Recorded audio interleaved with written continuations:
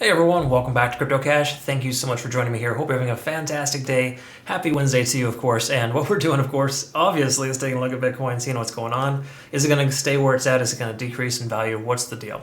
Well, honestly, me personally, I feel like we're seeing a little bit more of a bearish type of divergence. There's kind of some signs that we're seeing here where this price point may not hold for a very long time. Granted, I want it to, don't get me wrong, but the bottom line here is that altcoins are bleeding out pretty bad, just based on the fact that they're overextended because Bitcoin had overextended itself.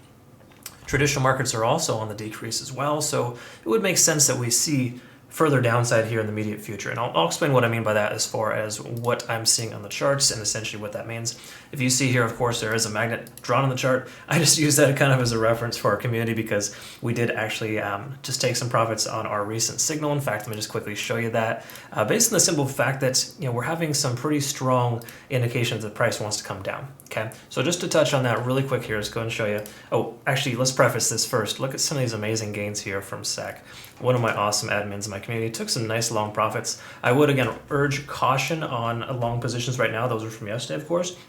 But generally speaking here, we were able to take some profit here. Nice 12% in 34 minutes. So again, healthy gains there. That position is still open, of course, but we've taken a majority of our position out. Because again, we have ultimately more than one target in place. So we're not just jumping in, jumping out kind of crazy.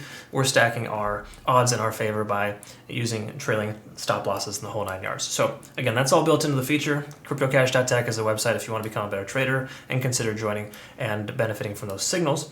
That being said, though, when it comes to Bitcoin, let's go and look at the bigger picture and kind of see what this means, right? Because once again, a magnet on a chart doesn't mean a whole heck of a lot. That's just kind of something I use to kind of describe what's happening here, what potentially might happen. Okay, because again, this is all potential. There's no guarantees.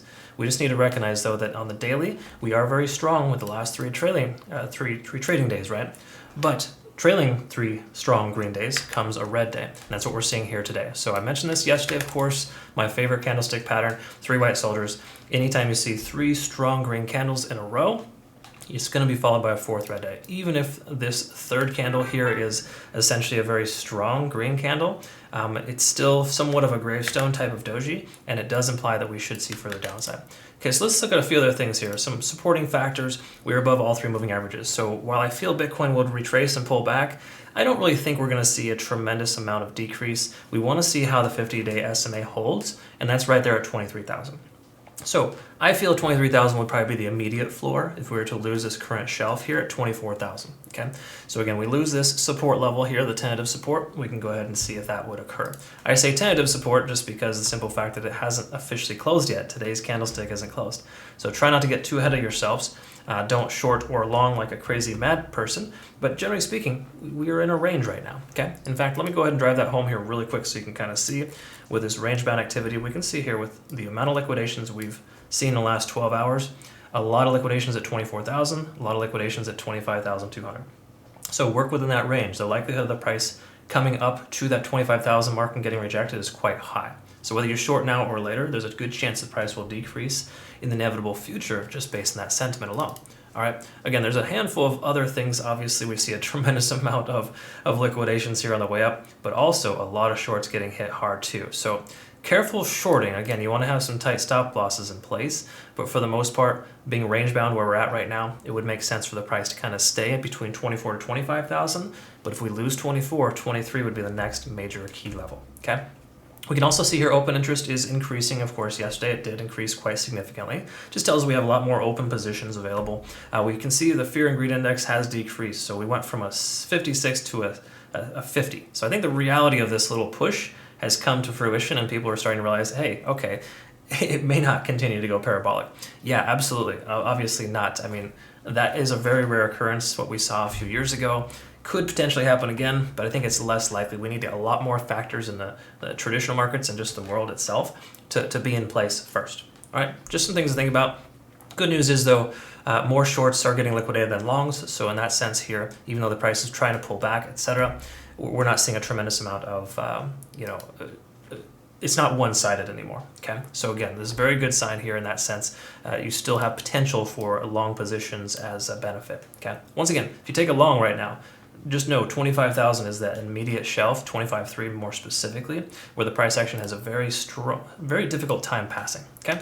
All right. So that's where we're at on the daily, the larger time frames, and kind of the back end stuff. If we take a look at the 4 hour, we can see we're testing the 20-day SMA. I don't care too much about that indicator. The 50 and the 200 are trailing right below 23,000. So that leads me to believe we might fill this little gap here. Okay. So that's kind of where we're at on the 4 hour there. The one thing to also consider is the MACD divergence. Now, it's not a guarantee that the price is going to shoot up or shoot down in that direction when it converges or diverges, but it's usually fairly accurate in the sense that when the price action does cross these planes, there's a good chance the price will actually swing in a different direction. Now, again, you see right back here where the MACD actually converged and the price did nothing. It just went straight sideways and down. Okay, so there's no guarantees in that, right? But when you have this much momentum going into it, 3 overextended days plus an overextension on TD sequential, in most cases, you're going to see that retracement occur. Now, this could be the immediate bottom. Obviously, it could be. There's no guarantee it's going to continue lower, but there is a good chance if we don't establish higher highs or higher lows, we're going to be in a position where these lower highs are going to continue. Okay, so pay attention to those patterns. Those are the things I like to kind of note. Furthermore, as well, we still have room down to 50 here, so this does lead me to believe there's more room for downside because we don't have much of a support level there at all. Okay, so staying above 50, while it's nice, it doesn't necessarily imply that we're going to just continue higher from here. There's a good chance it needs to cool off a little bit longer, and that cooling off period could go down or it could go sideways. Okay, so just be cautious and careful. Use good risk management when you're taking trades right now.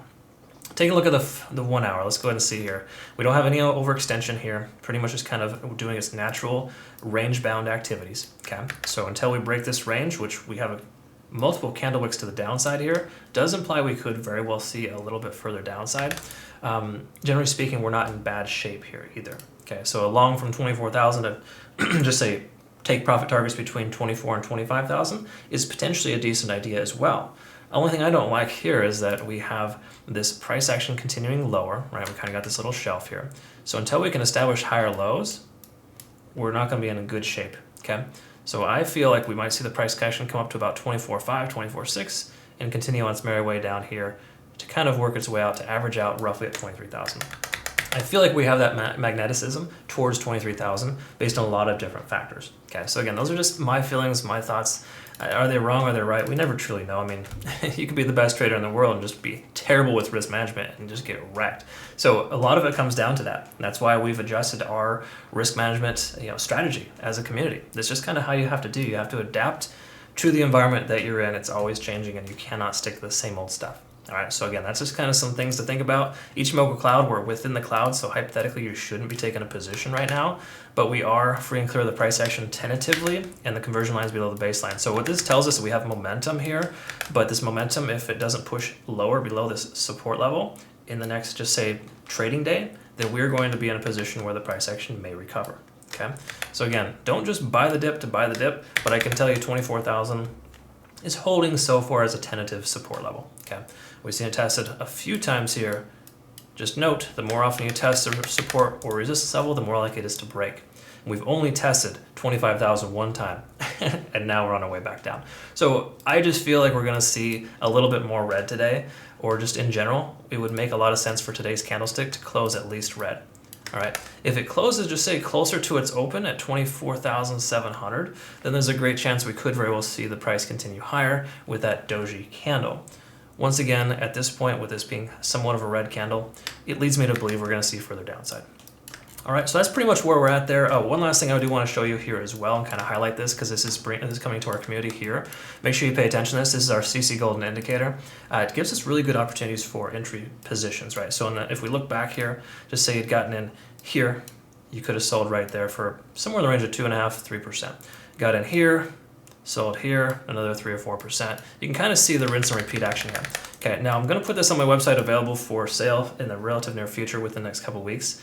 I want to make sure you're aware of it because it has been signaling a lot of good longs. But what it hasn't been signaling is any good short positions right now. Okay, so it really just telling us that, hey, if there's a potential entry point, there's no potential exit. And that being said, it really just implies that we have no further downside or potential, rather, no confirmation to take a trade to the upside is basically what it means. Okay, because again, there is short features built into this trading tool, but it's also going to give you confirmation mostly for long positions, and it's not going to be trying to give you, false positives to the downside. Right now, we don't have any entries for a short, so just be careful with that. And ultimately, be careful with longs too. I know it seems kind of crazy. I have a feeling that some people are going to say that I recommend not taking a position too often, but a good trader is going to be patient. Okay, again, depends on your trading style. I gravitate more towards swing trades, which is exactly why we're bringing day trades to our community as well. Okay, so here in the next month or so, we will have day trades where we're working out a very good strategy for that, where the trades are going to be taken consistently, multiple trades per day across 3 or 4 trading pairs,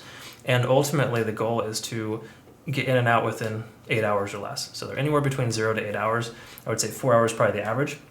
But we're taking healthy profits very consistently, and it's a strategy that I use that has a lot to do with the CC Golden application, right? Once again, mostly just waiting for confirmation. So be patient, try not to put the cart in front of the horse, and I hope that you learned something here today. Thanks you so much for watching. Hope you have a great rest of your day. We'll see you on the next one. Take care.